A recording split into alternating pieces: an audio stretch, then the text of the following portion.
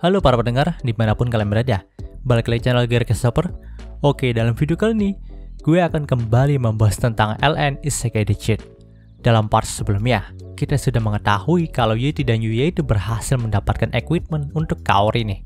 Nah, equipment itu berasal dari drop item super langka dari Fantasy Rabbit.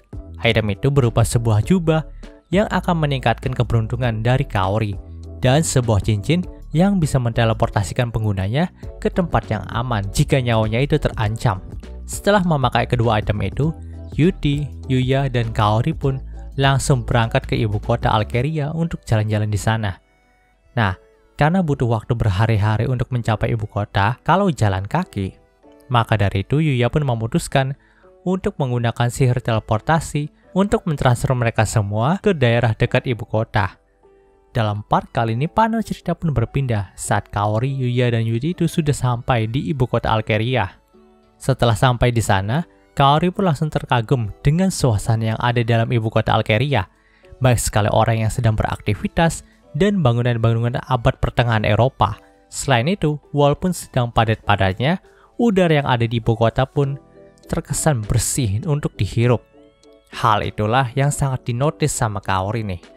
Nah, melihat Kaori yang seperti itu membuat Yuya teringat kembali nih dengan perilaku Yuti yang baru pertama kali mengunjungi bumi, di mana dia itu sering celingak-celinguk sendiri. Jadi di sini Yuya pun berkata, kalau Kaori sering celingak-celinguk ke arah sekeliling, maka dia itu bisa aja menabrak orang lain dan tersesat.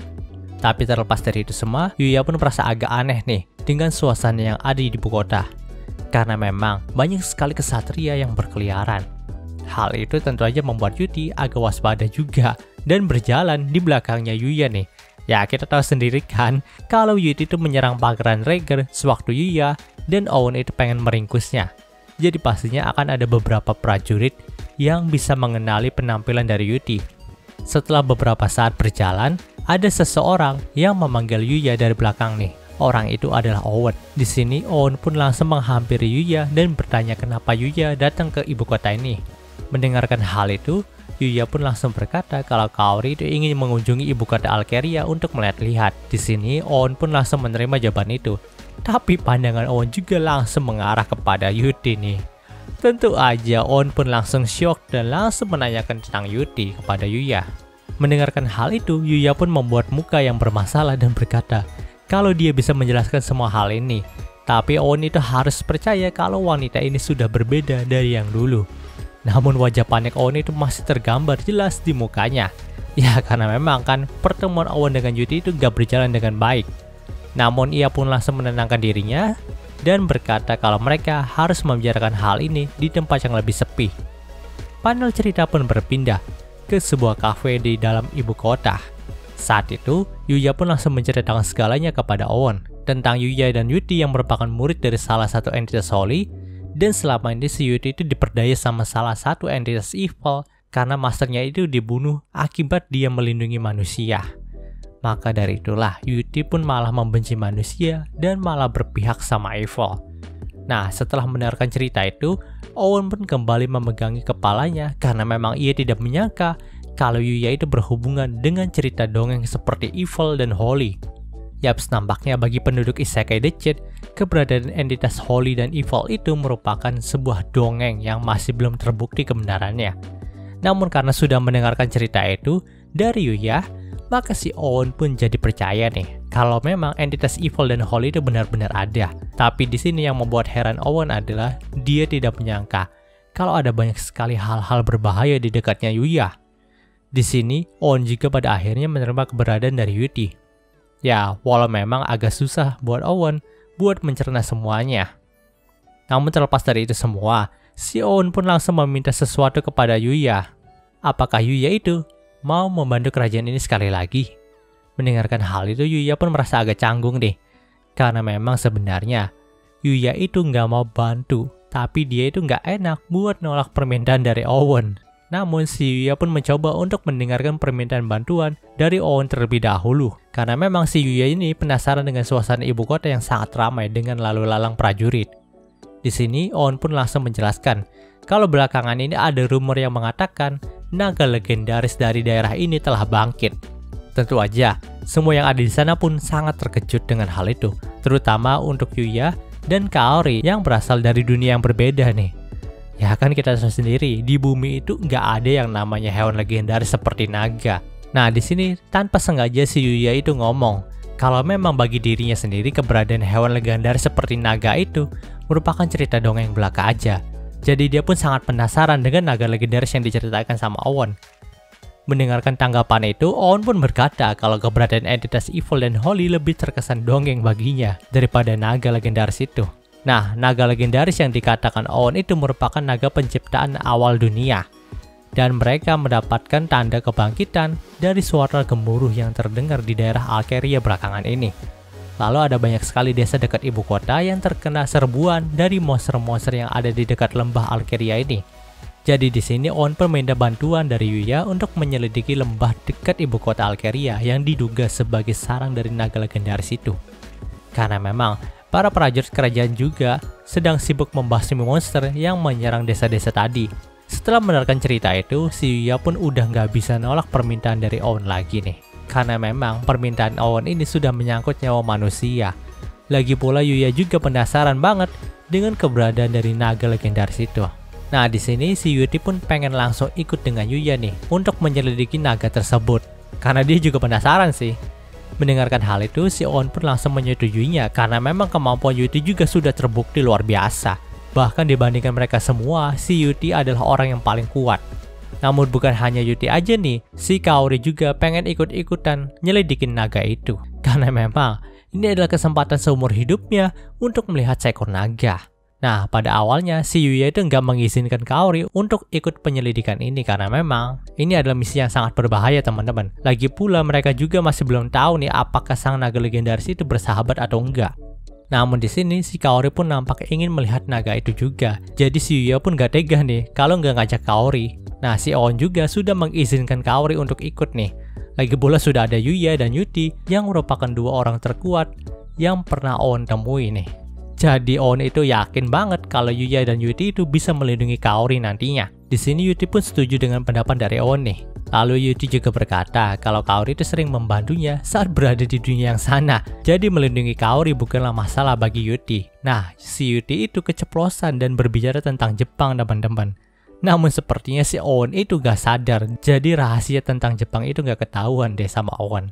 Sebelum mereka bertiga berangkat untuk menyelidiki lembah itu, Owon pun memberikan sebuah peta kepada mereka karena memang tanpa peta mereka itu nggak mungkin bisa menuju ke sana. Selain itu, Owon juga memberikan beberapa persediaan makanan buat Yuya, Yuti, dan Kaori. Panel cerita pun berpindah ke sebuah lembah di dekat ibu kota Alkeria. Nah, si Yuya, Yuti, dan Kaori itu diantar sama kereta kuda sampai ke pintu masuk lembahnya aja. Setelah sampai di sana, mereka pun melanjutkan perjalanan dengan jalan kaki. Karena ini adalah pertama kalinya si Kaori naik kereta kuda, maka badannya itu pada sakit semua. Ya karena memang kenyataannya kereta kuda bukanlah kendaraan yang nyaman bagi orang non-isekai seperti Kaori dan Yuya. Yuya juga sempat menawarkan Kaori untuk beristirahat sebentar nih di pintu masuk lembah itu. Namun si Kaori pun mengubah raut mukanya dan berkata kalau dia masih bisa berjalan. Lagi pula dia juga ingin cepat-cepat mengetahui apakah sosok naga itu benar adanya atau enggak. Ya di sini rasa penasaran Kaori itulah yang membuatnya tetap bisa bertahan. Namun pada saat itu, Yuti pun langsung meminta Kaori untuk berada di belakang Yuya dan dirinya, karena memang ada musuh yang sedang mengawasi mereka. Dan benar aja waktu itu, sekelompok monster serigala yang bernama Hungry Fang muncul dan menyergap mereka. Terjadilah pertarungan di antara mereka nih. Ya walaupun jumlah monster Hungry Fang itu banyak, tapi mereka itu tetap bukan tandingan bagi Yuya dan Yuti. Karena memang monster yang ada di lembah ini memiliki level yang lebih kecil jika dibandingkan dengan monster yang ada di hutan sarang iblis besar. Namun di sini entah kenapa, Kaori itu merasa kalau monster serigala Hungry Fang ini memiliki ekspresi yang lebih menakutkan dan lebih ngotot dalam melakukan perlawanan. Mendengarkan hal itu, Yuti pun membenarkannya, karena memang Hungry Fang sendiri adalah monster yang selalu lapar. Maka dari itulah mereka akan selalu menyerang siapapun yang ada di hadapan mereka. dan menganggapnya sebagai mangsa. Walaupun entitas yang di hadapan mereka itu lebih kuat, mereka tidak akan berhenti untuk menyerangnya. Itulah hal yang luar biasa dari monster ini. Setelah itu, Yuya dan Yuti pun mengumpulkan drop item yang jatuhkan oleh kawanan Hungry Fang tadi. Namun di sini, Yuya itu sedikit kecewa nih, karena memang drop itemnya itu cuma Stone Magic peringkat D aja. Padahal Yuya itu berharap kalau mereka bisa mendapatkan drop item langka dari Hungry Fang ini. Karena memang ya selama mengalahkan monster di hutan sarang iblis besar, si Yuya itu selalu mendapatkan drop item yang langka, bahkan juga drop item yang aneh-aneh gitu. Mendengarkan hal itu, Yuti nampak membuat wajah yang bermasalah karena perkataan Yuya tadi. Jadi di sini ia pun mencoba meluruskannya dengan berkata sepertinya Yuya itu memiliki persepsi yang salah tentang drop item dari monster ini. Karena tidak seharusnya setiap monster itu memberikan drop item yang langka. Nah, setelah mendengarkan perkataan dari Yuti ini, gue pikir kayaknya si Yuya itu menganggap semua monster itu sama. Padahal kan kita tahu sendiri kalau monster yang ada di hutan sarang iblis besar itu memiliki level yang gila-gilaan gitu. Jadi pantas aja mereka gampang ngedrop item yang langka. Tapi kan hal itu nggak berlaku buat monster yang masih berlevel rendah seperti Hungry Fang ini. Jadi kayak konsep dasar MMORPG lah.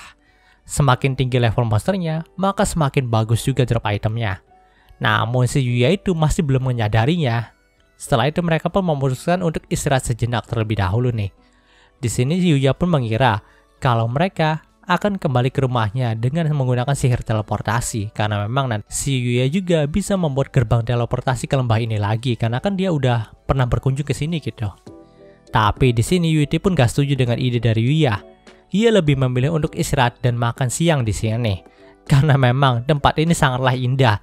Lagi pula mereka juga jarang-jarang bisa piknik di lembah yang indah seperti ini. Mendengarkan hal itu, Yuya pun sebenarnya setuju juga. Tapi bukankah nantinya mereka akan menarik banyak perhatian dari monster nih? Buktinya tadi aja mereka hampir diterkam sama sekawanan Hungry Fang. Setelah mendengarkan pernyataan dari Yuya, Yuti pun berkata kalau mereka itu nggak usah khawatir. Karena sekarang dia sedang menyiapkan sebuah penghalang. Di sini, Yuya pun jadi bingung nih dengan apa yang dimasukkan sama Yuti. Namun tiba-tiba aja Yuti pun langsung mengarahkan busur dan anak panahnya ke arah depan dan berkata kalau dia bisa melihat ada monster yang akan datang dari arah sana. Dan benar saja, satu monster Hungry Fang pun tertembak oleh anak panah dari Yuti.